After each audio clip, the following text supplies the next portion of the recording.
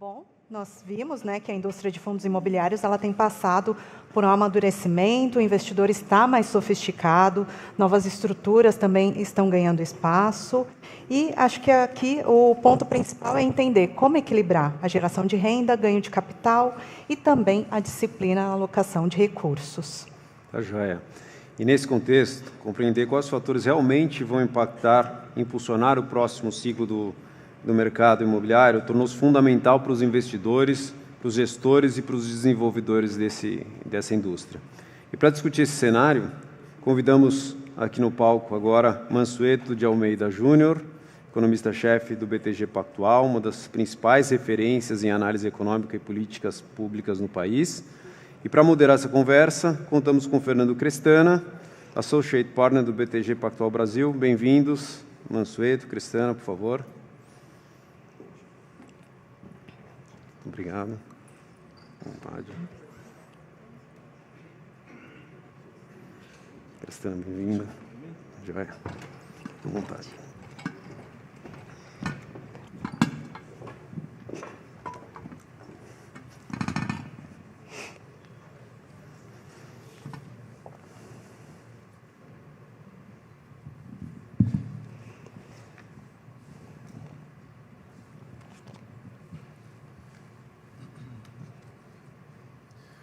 Bom, bom dia, gente.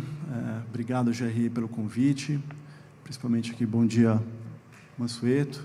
Prazer em mais uma vez te ouvir. Então, vamos lá.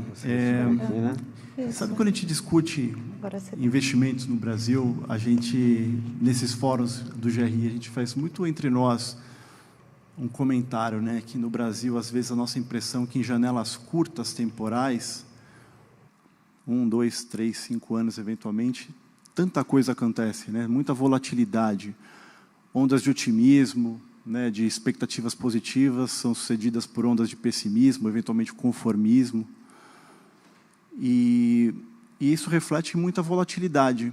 Obviamente, a gente tem esse grande desafio da volatilidade nas nossas tomadas de decisão.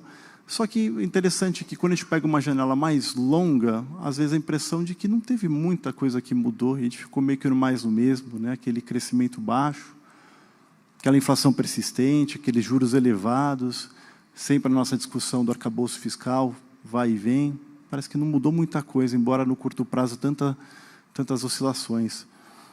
E sabe que há 5 anos atrás, eu sentei aqui, Mansueto, com você, a gente fez a abertura ali do outro fórum, aquele fórum grande aqui de fundos, acho que era o fórum do GRI mesmo, E nessa oportunidade a gente estava num outro momento, ali 2020, 2021, a gente tinha juros muito mais baixos, por N motivos, e derivava disso discussões com relação ao fomento do mercado de capitais, a injeção de recursos, a migração da renda fixa para a renda variável, o fundo imobiliário ganhando um pouco mais de espaço, as ações bem, o fomento ao mercado de crédito privado.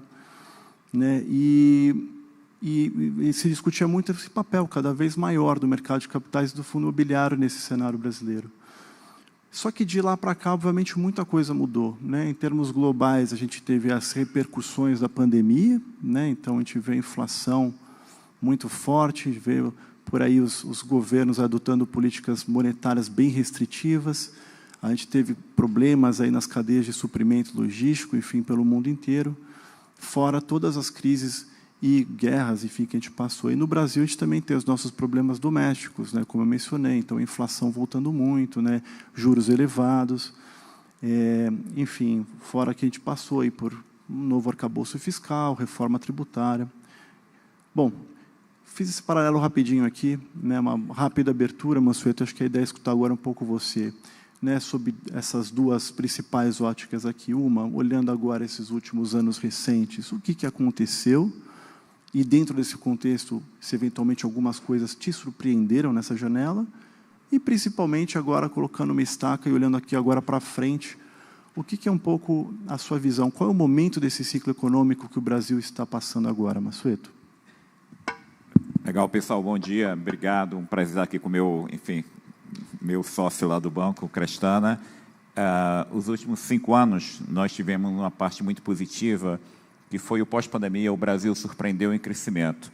Vamos lembrar que antes da pandemia, quando a gente saiu da recessão de 2016, o crescimento médio do Brasil, 17, 18 e 19, foi 1,4% ao ano. Em 2020, com a pandemia, o PIB caiu 3,3%, e a partir de 21, o Brasil passou a crescer num ritmo muito acima do que todos os economistas esperavam. Em 2021, o Brasil cresceu 4,8%, em 2022 cresceu 3%, em 2023, 3,2%, 2024, 3,4%, e ano passado, 2,3%. Ou seja, o crescimento médio do Brasil de 2021 a 2025 foi 3,3%.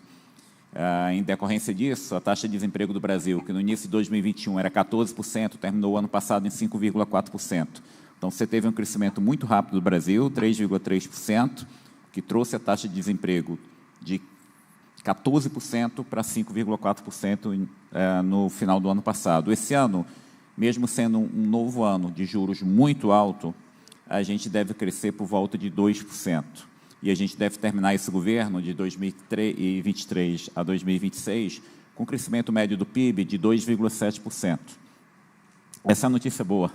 O mercado imobiliário foi muito bem. Se vocês olham o comportamento do mercado imobiliário, ali mais ou menos há 10 anos atrás, quando a gente estava naquele período complicado do Brasil, de 15 e 16, a gente estava com uma crise muito profunda no setor imobiliário. Vocês vão se lembrar que, naquela época, tinha um fenômeno que não era regulamentado, que era o distrato, que trazia um enorme problema para as incorporadoras. A gente estava num país que não estava crescendo, estava em recessão. 2015 e 2016, o PIB do Brasil caiu, 2 anos seguidos de queda de PIB. Isso não é comum na história do Brasil. Antes de 2015 e 2016, a última vez que o Brasil teve 2 anos seguidos de queda de PIB tinha sido em 1930 e 1931, quando o Brasil era um grande produtor e exportador de um produto, café. Então, o que aconteceu em 15 e 16 não foi normal. Foi algo que foi uma decorrência de erros sucessivos de política econômica de 2009 até 2014. Só que depois daquele período, o país fez reformas importantes. E talvez grande parte dessas reformas expliquem essa surpresa de crescimento que nós tivemos pós-Covid. Eu não vou detalhar todas as reformas, mas coisas importantes. Por exemplo, a gente está num país que metade dos domicílios não tem acesso à rede de esgoto. E por quê? Porque para investir em saneamento no Brasil tinha que ser empresa estatal. E se o Estado daquela empresa, que era o proprietário da empresa estatal, tivesse com problema fiscal, a empresa não conseguia se endividar para fazer investimento em saneamento. Mudou, porque há 5 anos atrás nós mudamos marca regulatória de saneamento e hoje a gente tem investimento em saneamento via concessão em vários estados do Brasil, independentemente da filiação partidária do governador. Então, teve muita coisa. O mercado de capitais no Brasil, nos últimos 10 anos, mudou completamente, cresceu absurdamente.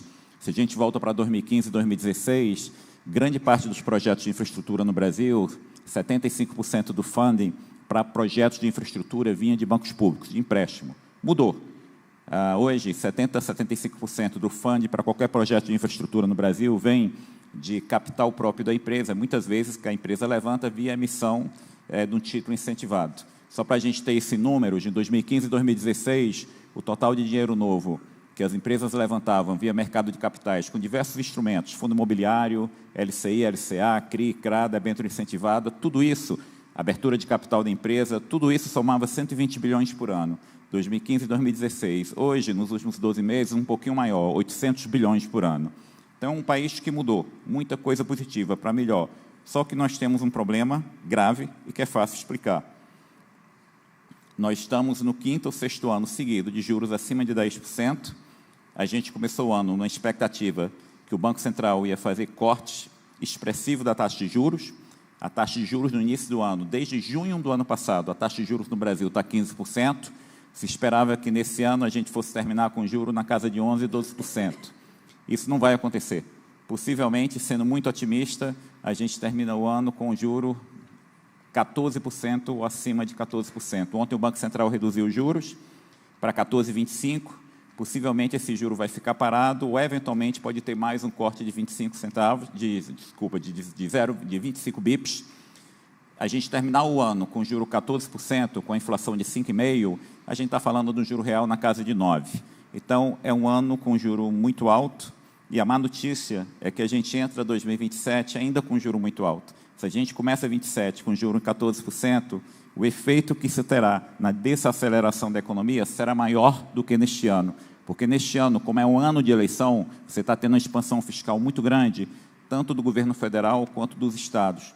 Quando eu falo expansão fiscal muito grande, não é retórica. Se a gente olha os dados oficiais do governo, de janeiro a abril desse ano, a despesa do governo federal, comparando com janeiro a abril do ano passado, teve um crescimento real de 14%. Vamos combinar que um crescimento real de 14% da despesa, numa economia que está em pleno emprego, isso é inflacionário. Dado isso, a gente deverá ter mais um ano de juro muito alto e, infelizmente, 2027, quem quer que seja o governo, mesmo fazendo a agenda correta, a gente começa 2027 com um juro muito alto e ele vai cair gradualmente e, eventualmente, hoje a nossa projeção é um juro no final de 2027 na casa de 12,5%, com a inflação esperada de 4,5%, então nós estamos falando de um juro real de 8%. Então, infelizmente, qual é a parte ruim que a gente tem hoje na economia? Nós teremos 26 e 27, 2 anos de juro muito alto, o que vai impactar o crescimento. Só que isso pode ser consertado. E qual é a forma de consertar? É muito fácil, é segurando o crescimento do gasto público. A gente vai terminar esse governo 2023 a 2026 com um crescimento médio do PIB de 2,7% e um crescimento médio real anual da despesa do governo federal de 5%, praticamente quase o dobro do crescimento do PIB. As contas fiscais melhoraram mais ou menos. Quando eu não considero juros, olha para o balanço da empresa de vocês, desconsidera juros. Você pode ter, ao longo do tempo, uma melhora substancial no resultado, no EBITDA. O governo melhorou o EBITDA dele. No início desse governo, em 2023, o déficit primário, receita menos despesa, sem pagamento de juros, foi 254 bilhões de reais de déficit, 2,4% do PIB. Nós terminaremos esse ano com um déficit primário na casa dos 44, 50 bilhões. Melhorou bastante, uma melhora de 200 bilhões de reais. Só que tem um problema, e alguns de vocês notaram. Essa melhora no resultado do EBITDA veio de aumento de carga tributária, veio de aumento de receita. Eu acho que em algum momento, durante esses 3 anos, vocês escutaram um debate de tributar a LCI. Em algum momento nesse período, vocês escutaram um debate de tributação de dividendos. O governo conseguiu melhorar o fiscal, aumentando carga tributária. Só que, como o governo gastou muito mais, a gente vai terminar um ciclo de 4 anos com um crescimento real da despesa de 21%. Isso foi inflacionário, levou juros para cima e tudo que o governo conseguiu economizar. Aumentando receita, ele vai perder com a conta de juros. O que importa para a trajetória de crescimento da dívida, seja do governo, seja de uma empresa, é receita menos despesa, incluindo o pagamento de juros que todos nós temos que fazer. Quando a gente olha para esse conceito, que se chama resultado nominal, resultado fiscal ou resultado nominal, no primeiro ano desse governo, o déficit nominal foi 8,8% do PIB. A gente vai terminar esse ano com déficit nominal de 8,9% do PIB, maior do que no início do governo, apesar de todo aumento de arrecadação. E essa situação é insustentável. Vamos combinar o seguinte, hoje, se eu ficar em casa dormindo, se eu tiver alguma folga financeira, eu ligo para o meu agente de investimento e falo o seguinte, olha, compra para mim um NTNB aí, com vencimento em 2032. Quanto é que está pagando? 8% real. Não, mas compra até 2050. Quanto é que está pagando? Semana passada, 7,6% real. Um país que paga de juros de longo prazo, 7,5%, 8% real, isso não é sustentável. Um juro real de 7% significa que você, sem fazer absolutamente nada, você duplica o valor real do seu patrimônio num período de 10 anos. Isso não acontece em nenhum país do mundo. Então, vamos ser bem claros. A gente não está na situação sustentável. Um juro real de 7,5%, 8% ao ano não é sustentável. Isso machuca todas as empresas, machuca o investimento em infraestrutura. E ainda bem, Fernando, que nos últimos 4 anos nós tivemos uma resiliência muito grande do setor imobiliário. Mas também vamos combinar, o setor imobiliário hoje é puxado 60% por Minha Casa Minha Vida, que é subsidiado, e uma parte de alta renda. Hoje, média renda está exprimido. Se eu ganho 30 mil reais por mês e quero financiar um apartamento, eu consigo, sim, com 30 mil reais por mês, com a renda alta para padrão do Brasil, eu consigo financiar um apartamento de 60 metros quadrados. O cara que ganha 30 mil reais por mês não quer morar num apartamento de 60 metros quadrados. O que está dificultando uma pessoa que ganha 30 mil reais ter acesso a financiamento para comprar um apartamento maior é um juro que está totalmente fora do lugar, e está totalmente fora do lugar porque o crescimento do gasto é absurdo. E isso tem que ser consertado no próximo governo, quem quer que seja o próximo governo. Maravilha, Mansueto. A gente gosta de falar com você, até falando em outros fóruns, que a gente sempre sai com uma mensagem meio otimista, sabe? A gente fica... É um choque de realidade, mas eu acho que é muito importante em fóruns como esse a gente ter essa leitura que você passa, Mansueto, até para a gente poder saber como que nós, como sociedade, podemos ajudar a melhorar isso. Mas voltando um pouco para a nossa conversa aqui, acho que algumas mensagens que você passou são importantes, que vão me levar para um próximo assunto aqui, que é com relação ao custo de capital. Porque quando você menciona juros elevados por tanto tempo, juros reais nesse patamar que você mencionou, juros nominais em double digits em quase 5 anos, para todos aqui, investidores e desenvolvedores, né, acho que a mensagem que vem é custo de capital.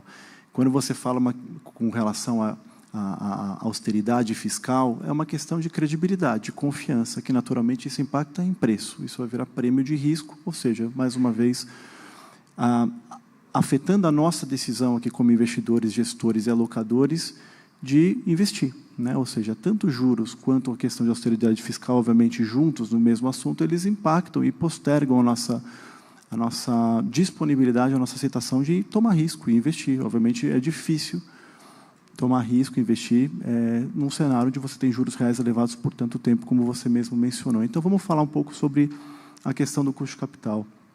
A gente tinha, como mencionei, 5, 6 anos atrás, um outro cenário, juros muito mais baixos. Acreditávamos, e estava acontecendo, né, um fomento mais rápido do próprio mercado de fundos imobiliários. Diga-se de passagem, aquela indústria vinha crescendo muito.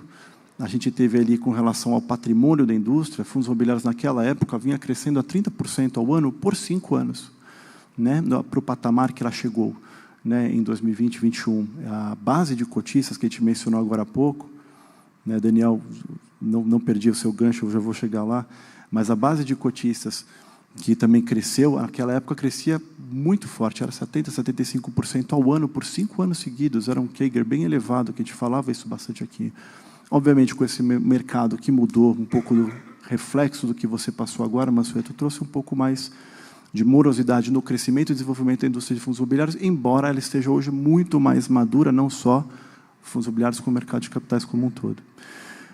Bom, hoje a gente tem um cenário muito mais maduro, como eu falei, mas, por outro lado, um grande desafio, que é a questão dos juros elevados. Então, isso levanta uma questão interessante, né? Quanto do desenvolvimento do nosso mercado aqui, né, de capitais, ele depende, por um lado, pelo nível de juros, obviamente, que me parece muito mais o termômetro da verdadeira doença, né? A verdadeira doença que é, de fato, os fatores mais estruturais, né, Mansueto, que você mencionou, que trariam ou deveriam trazer mais confiança, mais credibilidade, mais previsibilidade, um ambiente mais suscetível ao investimento e ao retorno. Então, eu queria que você, queria escutar como que você enxerga o momento do nosso mercado de capitais, né, sob essa ótica de custo de capital um pouco mais elevado, e o que você considera mais importante para destravar uma nova fase, né, de investimentos e crescimento sob a ótica de queda de juros e esse ambiente de mais confiança, né, e previsibilidade. Então, para a gente destravar um cenário melhor, para nós conseguirmos um cenário de queda de juros e recuperação mais consistente da economia e crescimento muito forte do mercado de capitais, hoje é muito mais fácil do que era 10 anos atrás. Vamos só fazer essa comparação rapidamente. 10 anos atrás, em 2016, a gente estava com a crise no setor de petróleo no Brasil. A Petrobras era a petroleira mais endividada do mundo. A gente estava com a crise no setor de energia, em decorrência de medidas que foram feitas na MP 579 de 2012, que tabelou o preço de geração de energia. A gente estava com problema no setor imobiliário, a gente estava numa recessão. Não tem nada disso. O Brasil, do ponto de vista setorial, vem funcionando muito bem. O que aconteceu no setor imobiliário nos últimos 4 anos, apesar de juro tão alto, foi um crescimento substancial, inclusive no metro quadrado, para classe média alta e alta renda, em praticamente todas as capitais do Brasil. Então, a gente vem o Brasil é hoje um país com pleno emprego. Ao contrário, a gente, justamente por ser um país em pleno emprego, um governo tem que controlar mais o crescimento do gasto, porque hoje você tem uma pressão salarial muito grande. Se o Brasil ficar crescendo 2% ao ano, nós teremos aqui para frente um país permanentemente com desemprego baixo, porque a população brasileira hoje cresce 0,7% ao ano. E, antigamente, muita gente que chegava no mercado de trabalho e não conseguia encontrar um emprego, e muitas vezes ia para a construção civil, ia tentar o comércio. Essa pessoa hoje, quando chega no mercado de trabalho, algum emprego ele vai encontrar. Inclusive, muitas vezes, ele será motorista de aplicativo. Vamos lembrar o seguinte, que o maior mercado do mundo de número de viagens de Uber não são os Estados Unidos, é o Brasil. Das 5 cidades do mundo com maior número de viagens de Uber, 3 estão no Brasil. São Paulo, Rio de Janeiro e Belo Horizonte. São Paulo sozinho tem mais viagem de Uber do que França e Itália juntos. A classe trabalhadora que mais cresceu no Brasil pós-pandemia foi motorista de aplicativo. Hoje, praticamente qualquer setor da economia, independentemente do Estado, a gente tem um problema de mão de obra. Quando eu converso com as construtoras em São Paulo e pergunto mais ou menos quanto é que vocês estão pagando hoje a um pedreiro na construção civil em São Paulo, e eles me falam de salário em média de 12 mil a 14 mil reais, um mestre de obra em torno de 30 mil reais. Isso é uma realidade nova. E num mercado que tem uma rotatividade absolutamente impressionante. A rotatividade na mão de obra no Brasil é mais ou menos 40% a 50%. A depender do setor, chega a 80%. Então, o mercado de trabalho aquecido é uma boa razão para o governo não ter que expandir tanto gasto, que o setor privado está crescendo. E nos últimos 4 anos, como eu falei, a expansão do gasto foi muito alta. Todos aqui, nós queremos políticas sociais que funcionem. Todos são a favor de políticas de educação, de saúde, que melhore a vida dos trabalhadores e reduza a desigualdade social. Ninguém é contra isso. Mas a discussão não é essa, não é ser contra ou a favor. A discussão do Brasil não é Estado mínimo versus Estado não mínimo. Não existe essa discussão. A discussão é uma discussão muito mais profunda. De 2003 a 2019, nesse país, a gente tinha um programa que continua, que se chama Bolsa Família. De 2003 a 2019, o Bolsa Família era um programa que chegava a 14 milhões de famílias e o custo anual dele nunca passou de 40 bilhões de reais por ano. Ele é hoje o programa um pouquinho maior. Ele chega a 20 milhões de famílias e o custo anual dele é 160 bilhões por ano. O debate é, seria necessário um Bolsa Família de 160 bilhões ou um Bolsa Família de 120, 110 bilhões, muito superior ao que foi, já seria suficiente. Em um país que você tem pleno emprego e que a própria dinâmica do mercado de trabalho puxa o salário de contratação para cima, será que é necessário ter aumento real do salário mínimo todos os anos? Em um país que salário mínimo é indexador do benefício previdenciário, que 70% do pagamento de benefício previdenciário é atrelado ao salário mínimo, do início desse governo até o mês passado, a gente deu um aumento real do salário mínimo de 15%. Significa que 70% dos aposentados tiveram aumento real. Como é que um país que está com as contas no vermelho e que paga um juro real de longo prazo de 7,5%, 8%, dá aumento real para a aposentadoria? Isso não acontece em nenhum país do mundo. Então, é muito simples consertar e ter um horizonte, criar um horizonte melhor para o Brasil. A gente fez isso no governo Temer em circunstâncias muito mais adversas. Quando eu fui para o governo Temer, vamos lembrar que foi um governo que veio de um processo de impeachment e era muito impopular. A taxa de aprovação do presidente Temer era 9%. Foi o presidente mais impopular desde o governo Collor. A inflação no Brasil em 12 meses, em maio de 2016, quando começou o governo Temer, a inflação do Brasil estava 9% e o juro 14,25%. A gente fez uma coisa. A gente falou o seguinte, daqui para frente, o crescimento real do gasto público federal será próximo de zero e a correção real do salário mínimo, por alguns anos, será zero. O que foi que aconteceu? A inflação, em 2 anos, de maio de 2016 a maio de 2018, saiu de 9% para 3,7% e o juro nominal saiu de 14,25% para 6,5%. A gente nem precisa voltar ao juro nominal de 6,5%. Se a gente tivesse hoje no Brasil um juro nominal de 8%, ou a perspectiva do juro nos próximos 2 anos ir para 8%, isso já seria um enorme incentivo para o mercado imobiliário, para a captação em fundos imobiliários, porque quando você coloca um plano de segurar o gasto público e a expectativa de inflação lá na frente começa a cair, imediatamente o mercado antecipa e tem um fechamento muito rápido da ponta longa da curva de juros. O juro de longo prazo desaba. Então, não está tão difícil. Depois de um ciclo tão forte de crescimento do gasto público, o desafio de quem quer que seja o próximo governo, segura o crescimento do gasto, que você vai abrir um ambiente para uma queda na expectativa de inflação, uma queda da inflação corrente, de expectativa de inflação e uma queda muito rápida de juros. O que está acontecendo hoje no Brasil é justamente pela indefinição do que virá a ser o novo plano fiscal, quem quer que seja o governo, o mercado está pedindo um prêmio muito grande para financiar o governo nos leilões semanais que ele faz às terças-feiras. E isso, com um juro tão alto, machuca todo mundo. Qualquer empreendimento no Brasil que tem que emitir uma dívida de 5, 7, 10 anos é afetado por essa curva de juros num patamar tão elevado. Mas, sendo muito simples, a gente tem que mexer alguma coisa drasticamente em regras no setor de energia? Nenhum. A gente tem que mexer no setor de petróleo? Também não. As coisas no Brasil estão funcionando. A gente tem que fazer uma única coisa, não é nem cortar o gasto público 50, 100, 200 bilhões de reais. O presidente Milei, que foi eleito na Argentina, ele herdou uma inflação de 211% ao ano. A inflação na Argentina, depois de 2 anos, está indo para mais ou menos 25% ao ano. O Milei, no primeiro ano de governo, ele fez um corte real da despesa de 25%. O Brasil não precisa fazer isso, não é cortar a despesa em 10, 15, 20, 30%.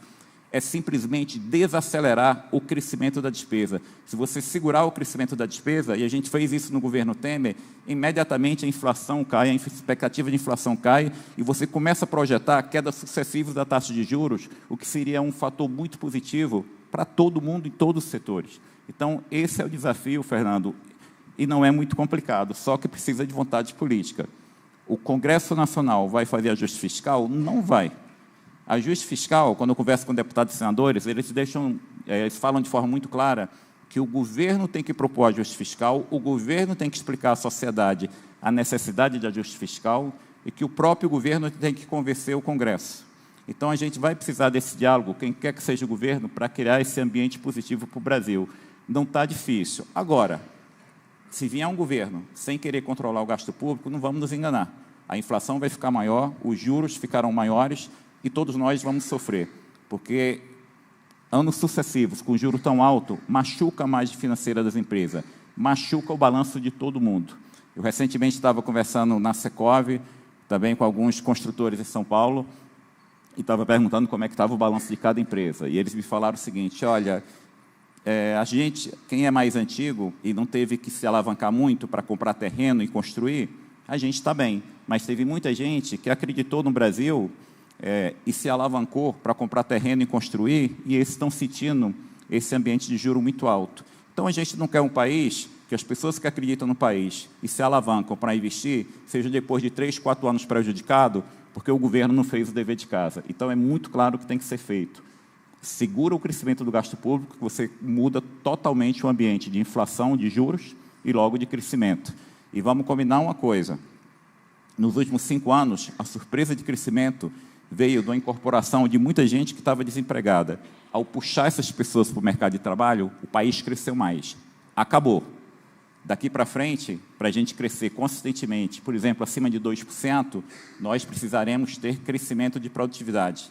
E a notícia ruim é que nos últimos 5 anos a produtividade do Brasil cresceu muito pouco. Então, a agenda do próximo governo vai ter que ajudar as empresas, por exemplo, a investir em programas de treinamento para o trabalhador. A gente vai ter que criar um ambiente de maior segurança, que o empresário não fique preocupado, que, eventualmente, daqui a 2 anos, a carga tributária será maior, porque o governo não está controlando o gasto, e isso prejudica todo o planejamento financeiro dele. Então, tudo no Brasil tem que se mover, mesmo que seja de forma muito gradual, na direção correta, para criar um ambiente de mais estabilidade e, claro, segurando o gasto, um ambiente de juros mais baixo. Mas, novamente, não está tão difícil. Vamos lembrar o seguinte: a gente está num ano que teve uma guerra no Oriente Médio, o preço do barril de petróleo passou de $100 e as contas externas do Brasil melhoraram. Por quê? Porque o Brasil hoje é exportador líquido de petróleo. Se o que está acontecendo hoje fosse 10 anos atrás, nós teríamos um duplo problema de inflação. A inflação no mundo todo esse ano será maior por causa do efeito do petróleo, e nós teríamos um problema de contas externas, porque há 10, 12 anos atrás o Brasil era importador líquido de petróleo, não é mais. A balança comercial do Brasil, no ano passado, teve um saldo positivo de $68 bilhões e 32 bilhões de dólares foi do setor de petróleo. Esse ano o Brasil terá um saldo positivo de balança comercial entre 85 e 90 bilhões de dólares, de 45 bilhões de dólares será do setor de petróleo. Nos últimos 2 anos, a produção de petróleo do Brasil aumentou, em termos reais, 25%. A agricultura do Brasil, que há 40, 50 anos atrás se falava, países que exportam produtos agrícolas ou que produzem muito produtos agrícolas não crescem porque não tem muita tecnologia. Talvez fosse verdade há meio século atrás, não é a verdade hoje, porque a agricultura você tem muita tecnologia incorporada. A semente de soja tem tecnologia incorporada, a técnica de correção de solo tem tecnologia incorporada, a irrigação tem tecnologia incorporada, a colheita do algodão numa máquina que é orientada por GPS tem tecnologia incorporada. E qual é a boa notícia? A gente terminou ano passado com a super safra de grãos no Brasil, e mesmo com o El Niño esse ano, a gente corre o risco da safra de 2026 ser muito parecida com a do ano passado, que foi um pouco acima de 350 milhões de toneladas. Só para a gente ter ideia de número, já 20 anos atrás, a safra do Brasil anual era 100 milhões de toneladas. Hoje, é 350 milhões de toneladas. E, olhando para frente, pelos próximos 5, 6 anos, até o final do próximo governo, seja quem for o próximo governo, a gente tem certeza que a produção agrícola e a produção de petróleo continuarão crescendo. Se a gente fizer um pouquinho de dever de casa e um juro baixo, aí a gente ajuda o comércio, serviço, indústria e setor imobiliário. Então, seria algo muito positivo, que depende de nós criarmos esse ambiente para ter nos próximos anos um crescimento positivo com juros baixos no Brasil. Mas vai ter que segurar o crescimento do gasto público. Maravilha, Mansueto. Ou seja, a nossa preocupação aqui nessa sala com relação ao custo de capital que está muito alto, em essência, um dos grandes vilões é a questão da austeridade fiscal, né? A transparência, né, do que vai ser feito, e eu acho que é uma agenda organizada de endereçar esse problema, né, séria, honesta, de todos os entes envolvidos aí, de entender que, enfim, você fez alguns exemplos aqui bons, mas a gente tem aqui hoje como, historicamente, para o nosso mercado imobiliário, por exemplo, você tem as empresas, os bancos públicos, né, por meio do crédito direcionado, como grande vetor de incentivo. Por muitos anos foi assim. E, obviamente, isso se mostrou as suas limitações. A gente sabe, até 20 anos atrás, SBPF, GTS juntos financiavam praticamente sozinhos o desenvolvimento habitacional. Enfim, hoje em dia já tem essa equação, já é praticamente dividida, né, com o mercado de capitais. Esse espaço foi conquistado em momentos um pouco mais promissores.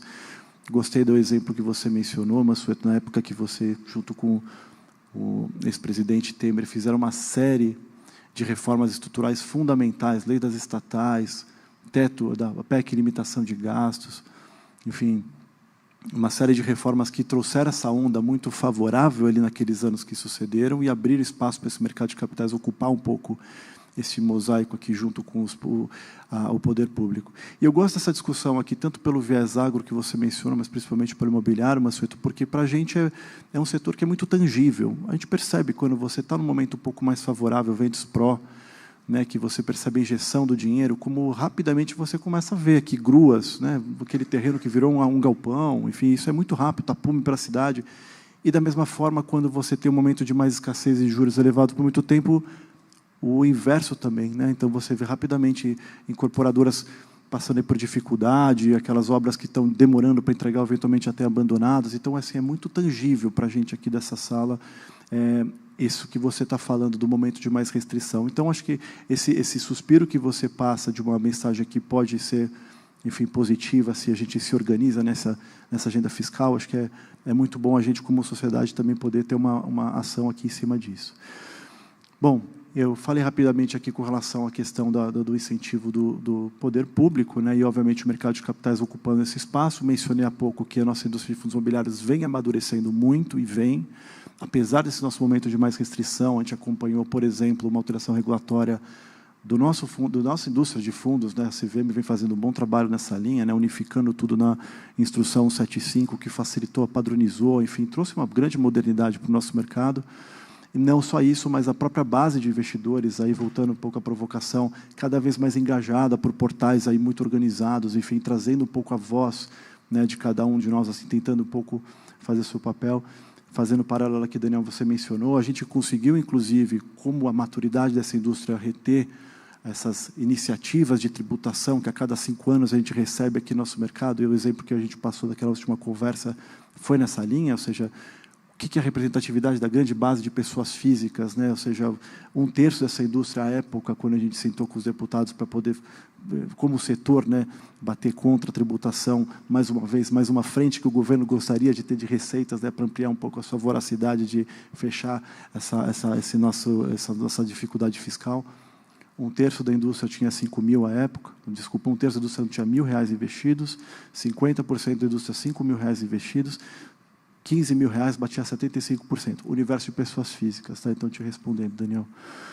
Mansueto, vou voltar para você aqui uma pergunta. Então, eu já me desenhei um pouco esse mapa e o papel do mercado de capitais, quais são os exigentes. Pela sua experiência, você vê muitas outras alternativas. Quem vai financiar? Né? Ou seja, quem que vai financiar esse próximo ciclo? Né? Como que você vê essa composição mercado de capitais e poder público, Mansueto? Então, eu acho que o mercado de capitais vai ter um papel relevante no financiamento tanto de infraestrutura quanto no financiamento imobiliário. Vamos lembrar o seguinte, que a gente, tradicionalmente, no Brasil, o financiamento imobiliário era muito dependente de poupança no pós-pandemia.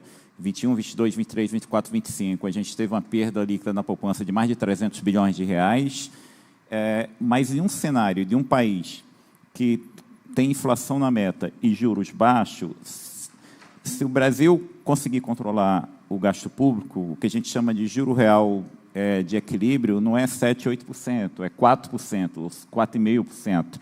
Um país com juro, vamos supor que o juro nominal de equilíbrio do Brasil seja algo entre 7,5% e 8% no contexto de que você controla o crescimento do gasto público. Um juro real, um juro nominal mais baixo, um juro real baixo, isso abre oportunidades para as pessoas buscarem um rendimento extra em mercado de capitais. E buscar esse rendimento extra em mercado de capitais, numa indústria que se diversificou tanto, que tem diversos instrumentos, são oportunidades para captação de fundos imobiliários, para lançamento de uma LCI, de um CRI. Então, eu acho que, assim, olhando para frente, tem algumas mudanças regulatórias que podem fazer para melhorar ainda mais o financiamento privado no setor imobiliário, mas o pano de fundo disso é criar um ambiente para juros baixos. E, se isso acontecer, eu vejo de uma forma muito positiva. Como eu falei, um país com um juro real tão alto que você pode comprar um título de 30 anos, pagando, que vai receber um juro real de 7% ao ano ou acima disso, você conversa com fundos de pensão, os fundos de pensão, eles falam, olha, eu não tenho que tomar risco nenhum, porque eu compro o título público e atinjo a minha meta atuarial. Isso é ruim, porque fundo de pensão, que é justamente um dinheiro estável de longo prazo, poderia ser uma fonte importante de recurso para o mercado imobiliário. Só que com o juro real de um título do governo de 7%, 8% ao ano, fica muito difícil o fundo de pensão não aplicar no título do governo. Então, assim, olha, eu sou muito confiante no Brasil, porque quando eu cursei a economia da década de 80, tinha dois problemas no Brasil que a gente não sabia como iria resolver, que era a dívida externa e inflação alta. Antes do Plano Real, a inflação do Brasil anual chegou a bater 2.000% ao ano. Esse país mudou, ficou para trás. A gente está falando hoje de inflação, nesse ano, com choque de petróleo e tudo, de 5,5%. Dívida externa deixou de ser um problema. Um país que, nos últimos anos, fez reformas importantes, entre as quais a Previdência. Vamos lembrar que, até 2019, a idade média de aposentadoria no Brasil, por tempo de contribuição, era de 54 anos de idade. Finalmente, a gente aprovou a reforma da Previdência em 2019. A gente aprovou a reforma trabalhista em 2017. Está tendo alguns problemas agora de jurisprudência, de decisão de tribunais superiores, mas a reforma trabalhista foi importante para a expansão do emprego pós-pandemia. Então, assim, o Brasil é um país diversificado, é um país rico. Nós temos minerais em terras raras. É um país que é muito aberto à adoção de novas tecnologias. E hoje, vários países do mundo, ontem eu tive reuniões com representantes da França, do governo britânico, na semana passada com investidores da China, e todo mundo olhando para o Brasil e olhando perspectivas de investimento e de crescimento. Então, se a gente tira essa incerteza de mudança de regime tributário, essa incerteza que, se o governo gastar muito, a inflação vai ser maior, os juros têm que ser maior, a gente acha que melhora muito a dinâmica do país, de juros baixos. Juros baixos é essencial para o mercado de capitais. No ano passado, a gente teve um crescimento da Bolsa de 34%, mas o crescimento da Bolsa no ano passado foi um vento que veio de fora. A Bolsa no Brasil cresceu, a Bolsa na Colômbia, a Bolsa no Chile, no Peru. Foi um vento favorável de diversificação de carteiras em decorrência do risco maior de exposição ao dólar, num governo Trump que iniciou muito complicado, com agenda muito protecionista. Nesse ano, a Bolsa bateu 200 mil pontos, ela agora está um pouco abaixo de 160 mil pontos, mas se a gente tiver a perspectiva de controle fiscal e de queda de juros, essa Bolsa vai andar. A Bolsa andando, é muito mais fácil para as empresas listadas em Bolsa, na área de construção, fazer follow-on. É muito mais fácil empresas que querem listar na Bolsa abrir capital. E é muito mais fácil também para os investidores começarem a olhar menos para título do governo e começarem a olhar para investimentos que, num cenário de queda de juros, pode ter um upside, um crescimento de retorno muito grande, que é o caso de fundo imobiliário. Então, um cenário de juro em queda, com inflação controlada, e para conseguir isso é só controlar o crescimento do gasto, não é tão difícil depois de um ciclo de crescimento tão forte, seria um ambiente muito bom para todos nós, em especial para vocês. Então, antes de tudo, antes de terminar, já chegou o fim do nosso painel, mas eu quero dar parabéns a vocês e vamos, enfim, acreditar que, depois da eleição, todos nós trabalharemos convencendo nossos representantes e quem quer que seja o governo, que tem uma agenda muito clara para seguir, e se a gente for nesse caminho, tudo vai melhorar. Obrigado. Maravilha, meu senhor.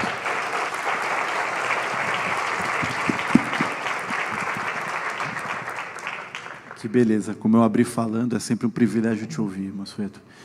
Ou seja, fechando aqui do meu lado, né? 5 anos depois, a gente vê um mercado de capitais muito mais maduro, apesar desse contexto mais desafiador, o mercado imobiliário mais sofisticado, acho que uma compreensão muito mais difundida na sociedade da importância do mercado de capitais para complementar essas frentes de funding.